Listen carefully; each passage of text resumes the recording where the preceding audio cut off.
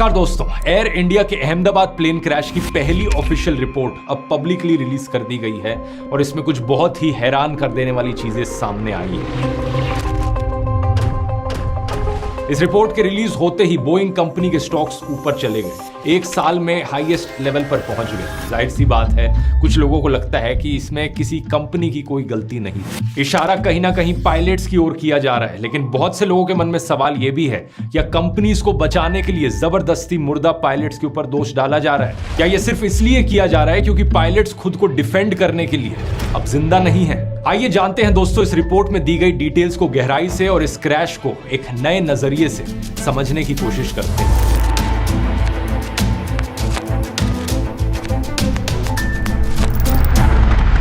इस रिपोर्ट को निकाला गया है दोस्तों इंडिया के aircraft accident investigation bureau AAIB के द्वारा। पूरी रिपोर्ट का लिंक मैंने नीचे डिस्क्रिप्शन में भी डाल दिया है, अगर आपको किसी फैक्ट को वेरीफाई करना हो।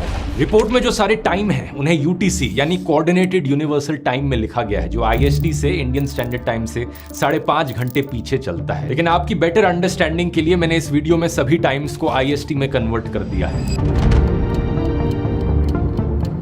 तो 12 जून सुबह के 11:17 ये हवाई जहाज दिल्ली से अपनी फ्लाइट ऑपरेट करके अहमदाबाद लैंड किया था। बे नंबर 34 में पार्क होने के बाद इस रिपोर्ट में लिखा गया है कि इस फ्लाइट के क्रू ने एक शिकायत दर्ज की। ये शिकायत टेक लॉग में लिखी जाती है, इसे पायलट डिफेक्ट रिपोर्ट कहा जाता है। क्या लिखा था इसमें? इन्होंने लिखा था स्टैब POS XDCR। ये एक शॉर्ट फॉर्म है जिसमें स्टैब का मतलब है स्टेबलाइजर, POS का मतलब है पोजीशन और XDCR का मतलब है ट्रांसड्यूसर। इसे लिखने का मतलब है कि स्टेबलाइजर पोजीशन यानी कि हवाई जहाज के पीछे लगे हॉरिजॉन्टल स्टेबलाइजर की पोजीशन को मेजर करने वाला जो सेंसर है वो ठीक से काम नहीं कर रहा था। रूल्स के अनुसार एयर इंडिया के ड्यूटी एयरक्राफ्ट मेंटेनेंस इंजीनियर इसे फिक्स करते हैं और 12:10 पर हवाई जहाज को अगली उड़ान के लिए रिलीज कर दिया जाता है। जो दोनों पायलट्स इस अगली फ्लाइट के लिए हवाई जहाज में बैठते हैं ये मुंबई बेस्ड थे, पिछली रात ही अहमदाबाद आए थे, यानी इन्हें एडिक्वेट रेस्ट मिला हुआ था। फ्लाइट में को पायलट फ्लाइंग थे और कैप्टन पायलट मॉनिटरिंग थे।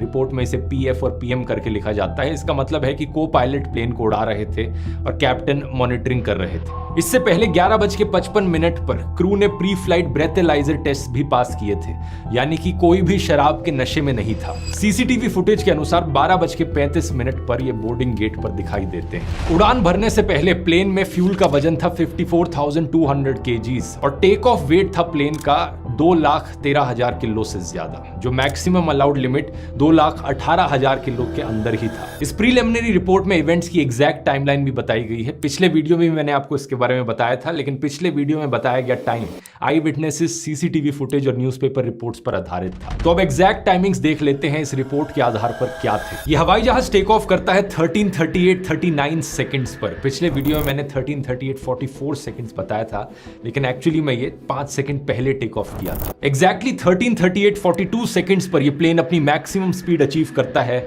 180 नॉट्स की और इसके तुरंत बाद ही सब कुछ गड़बड़ा जाता है। इंजन 1 और इंजन 2 के फ्यूल कट ऑफ स्विचेस अचानक से रन पोजीशन से हटकर कट ऑफ पोजीशन में आ जाते हैं। एक फ्यूल कट ऑफ स्विच की मदद से इंजन को फ्यूल सप्लाई किया जाता है। यहां पर रन पोजीशन का बेसिकली मतलब है ऑन और कट ऑफ पोजीशन का मतलब है ऑफ। ऑफ होने का मतलब है इंजन में फ्यूल की सप्लाई अचानक से बंद हो जाना, यानी कि इंजन ही प्लेन का बंद हो जाना। इस हवाई जहाज में 2 इंजन थे और दोनों इंजन के लिए 2 अलग अलग फ्यूल कट ऑफ स्विचेस थे। रिपोर्ट के अनुसार दोनों ऑफ हो जाते हैं 1 सेकंड की गैप के बाद। पहले एक इंजन से फ्यूल कट ऑफ हुआ और 1 सेकंड बाद दूसरे इंजन से फ्यूल कट ऑफ हुआ, और इसी की वजह से अब कहा जा रहा है कि प्लेन एयरपोर्ट की दीवार को क्रॉस करने से पहले ही नीचे गिरने लग गया था। जब दोनों इंजन फेल हो जाते हैं तो रैम एयर टर्बाइन यानी कि रैट डिप्लॉय होता है, जिसकी बात मैंने पिछले वीडियो में करी थी, और अब इस रिपोर्ट ने इस चीज को कंफर्म किया कि यहां पर रैट डिप्लॉय हुआ था। 13:38:47 सेकंड पर यह हाइड्रोलिक पावर को सप्लाई करना भी शुरू कर देता है, लेकिन अनफॉर्चुनेटली इसके द्वारा प्रोवाइड की जा रही पावर काफी नहीं थी क्योंकि ऑल्टीट्यूड बहुत कम था।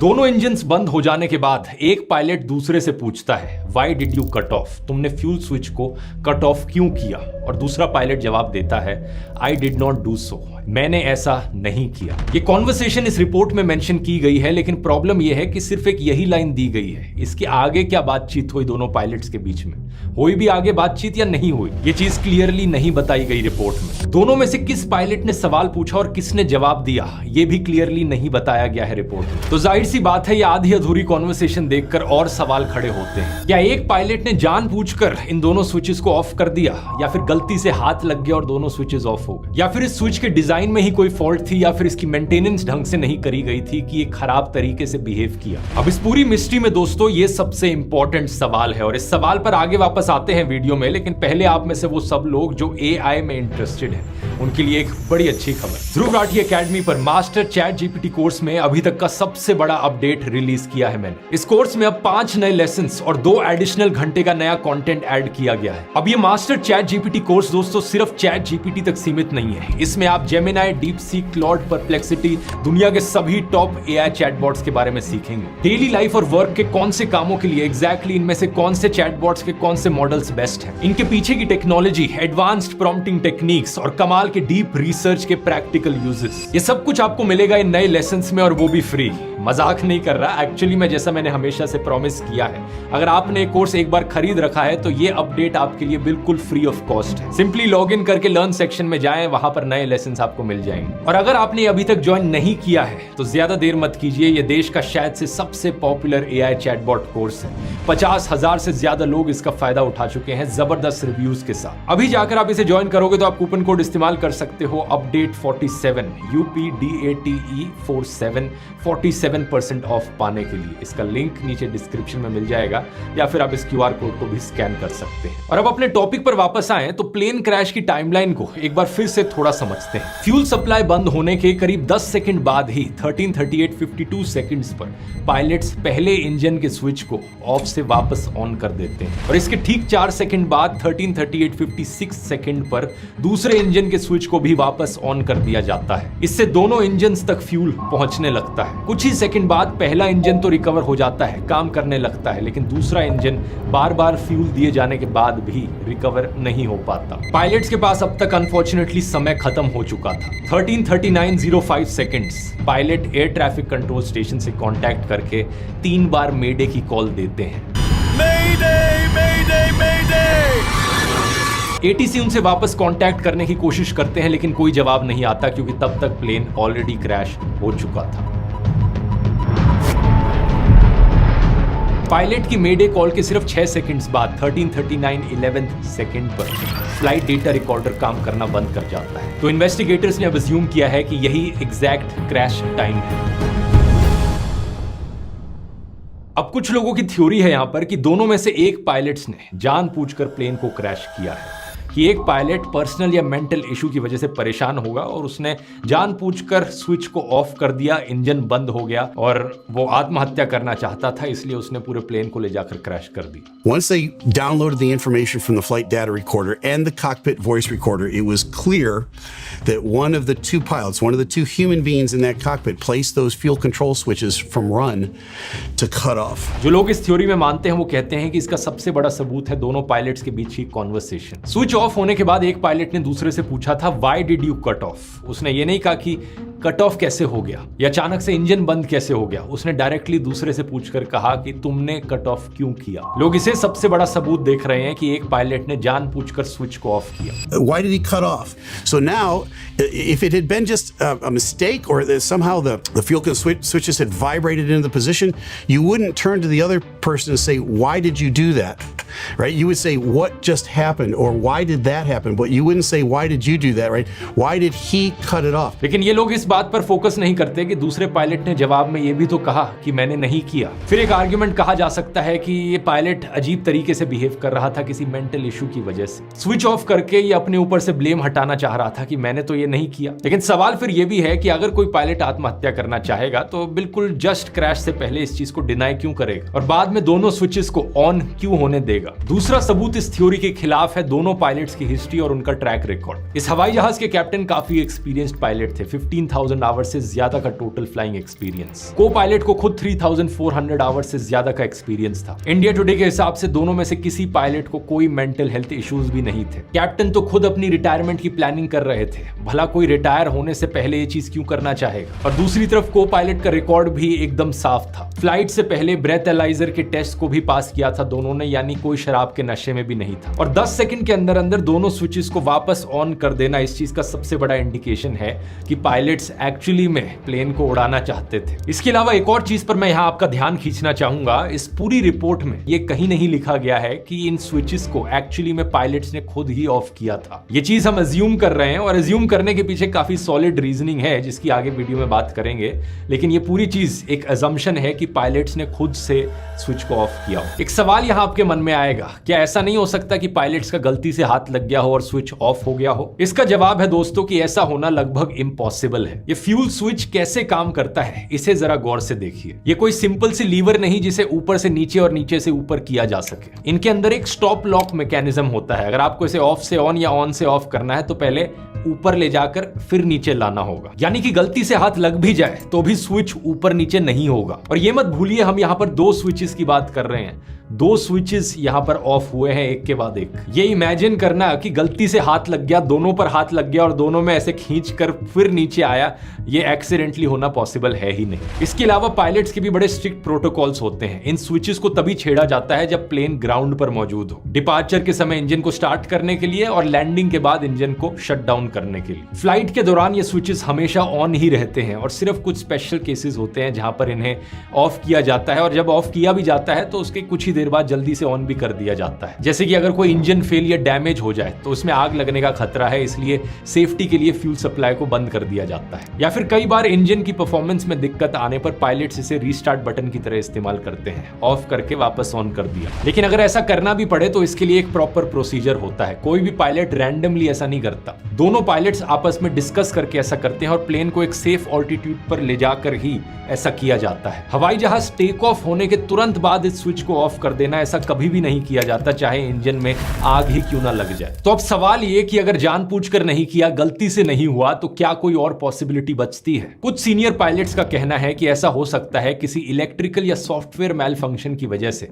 सिस्टम गलती से यह दिखा रहा हो कि स्विचेस ऑफ है, जबकि असलियत में वो रन मोड में ऑन हो। ऐसा होना थियोरेटिकली पॉसिबल है। यहां पर फोकस में आता है 17 दिसंबर 2018 का अमेरिका के फेडरल एविएशन एडमिनिस्ट्रेशन का एक स्पेशल एयरवर्दीनेस इंफॉर्मेशन बुलेटिन। इसे इस रिपोर्ट में मेंशन भी किया गया है। बोइंग के 737 एयरप्लेन्स के ऑपरेटर्स से शिकायतें आ रही थी कि प्लेन्स में जो फ्यूल कंट्रोल स्विचेस इंस्टॉल किए गए हैं उनमें लॉकिंग फीचर डिसएंगेज्ड है। लॉकिंग फीचर डिसएंगेज्ड होने का मतलब है कि स्विचेस को बिना यूं पुल किए ही उनका मोड चेंज किया जा सकता है, यानी तब ऐसे केस में एक्सीडेंटली हाथ लगने पर स्विच ऑफ हो सकता है। फिर भी ऐसा होने की पॉसिबिलिटी बहुत कम है, लेकिन पॉसिबल जरूर है। जिन प्लेन्स में ऐसे फ्यूल स्विचेस थे उनमें बोइंग 787 भी शामिल था, वही हवाई जहाज जो एयर इंडिया के इस क्रैश में इन्वॉल्व था। तो FAA ने अपने बुलेटिन में रेकमेंड किया था कि इन प्लेन्स के जो ओनर्स हैं वो इन स्विचेस के लॉकिंग फीचर्स को इंस्पेक्ट करें और देखें क्या बिना पुल हुए यहाँ पर मोड चेंज हो रहा है। अगर ऐसा हो रहा है तो तुरंत स्विच को चेंज कर लें। लेकिन बात यह है दोस्तों कि एयर इंडिया ने यह इंस्पेक्शन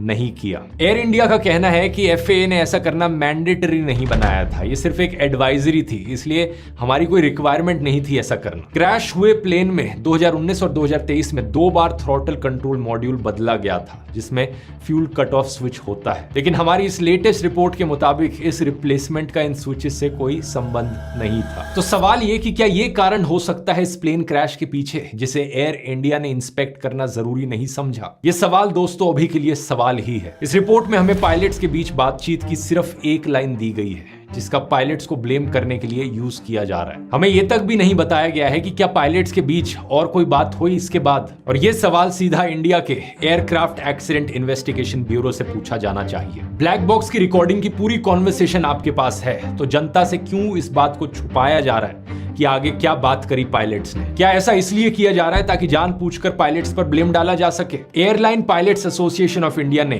AAIB से यही सवाल पूछे हैं। उनका कहना है कि इस रिपोर्ट की टोन और इन्वेस्टिगेशन की डायरेक्शन पायलट एरर को लेकर बायस्ड है। इंडियन एयरफोर्स में इंस्पेक्शन एंड फ्लाइट सेफ्टी के डायरेक्टर जनरल रहे एयर मार्शल संजीव कपूर का भी ऐसा ही कुछ मानना है। उनका कहना है कि मैनुअली 1 सेकंड के अंदर अंदर प्लेन के दोनों फ्यूल स्विचेस को टर्न ऑफ नहीं किया जा सकता, जैसा कि क्रैश्ड प्लेन में हुआ था। उन्होंने ट्विटर पर पोस्ट करके मोस्ट सीजन पायलट को भी 787 के दोनों फ्यूल स्विचेस को 1 सेकंड के अंदर टर्न ऑफ करने का चैलेंज दिया। इनकी राय में टेक ऑफ के तुरंत बाद ही प्लेन के दोनों इंजन फेल हो गए होंगे, जिसके बाद बहुत ही कम समय में पायलट्स ने इन्हें रीस्टार्ट करने की कोशिश करी होगी। आपको क्या लगता है दोस्तों? नीचे कमेंट्स में लिखकर बताइए। अभी का स्टेटस तो यही है कि ये सिर्फ एक प्रीलिमिनरी रिपोर्ट है। पिछले वीडियो में मैंने आपको बताया था कि इंटरनेशनल रूल्स के अकॉर्डिंग जब भी कोई प्लेन क्रैश होता है तो 30 दिन के अंदर अंदर ये प्रीलिमिनरी रिपोर्ट देनी पड़ती है। 12 जून को ये क्रैश हुआ था। 11 जुलाई की रात को ये प्रीलिमिनरी रिपोर्ट अपलोड की गई थी